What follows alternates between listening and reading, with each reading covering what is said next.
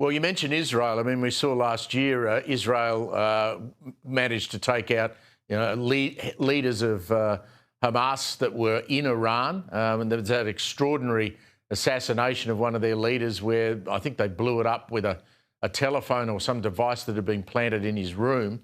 The Israelis would presumably be used by the Americans in a joint effort if they go in there to take that regime down.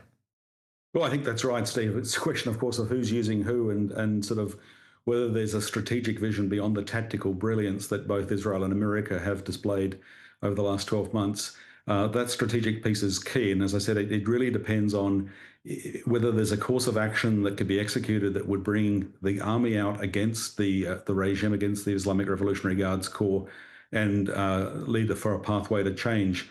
We've seen unprecedented protests and unprecedented loss of life. I mean, this is perhaps the biggest loss of life in protests since this revolutionary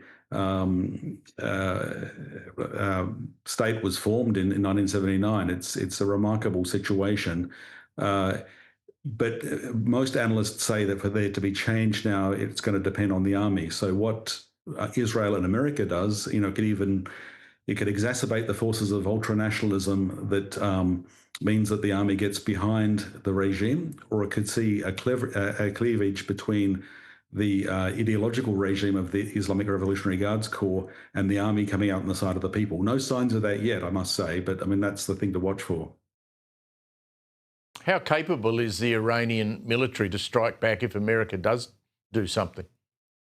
Well, we sort of put this to the test in the middle of last year, didn't we, Steve? I mean, it turns out that they're very compromised by Israeli intelligence. Their air defense systems are very poor. When they launched a barrage of missiles at Israel, at the beginning of the year, they gave warning, so that wasn't a fair test. But in the middle of the year, when they're under serious pressure in that 12-day war, very few of the Iranian missiles and drones got through. So I think they're really in a low point.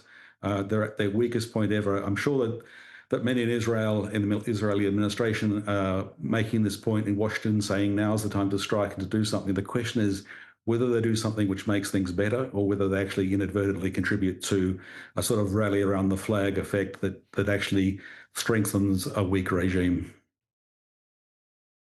Greg Barton, always good to see you. Thanks for helping us out tonight. And interestingly, of course, the Iranians are absolute geniuses at putting out their own propaganda. We've seen vision all day long of funerals of so-called dead Iranian soldiers, but we haven't seen too much of what's happened to the public.